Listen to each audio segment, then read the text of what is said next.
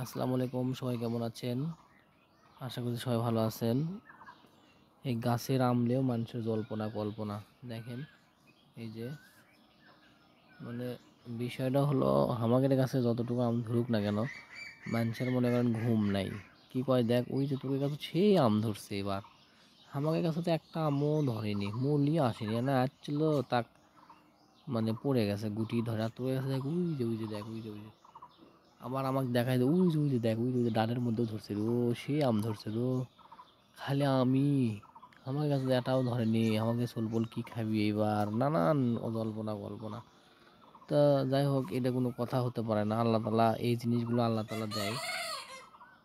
আল্লাহ তালা আল্লাহ তালা কাকে দিবে না দিবে সেটা বলা যায় না, কিন্তু সেটা তো আমাদের মানুষের, সমাজের মানুষেরা বোঝেন। এরা খালি দেখা ওই যে দেখ, ওরই মধ্যেও ধরছে রো, ওরই মধ্যেও ধরছে রো, মনে করেন এই একটা টেন্ডেন্সি।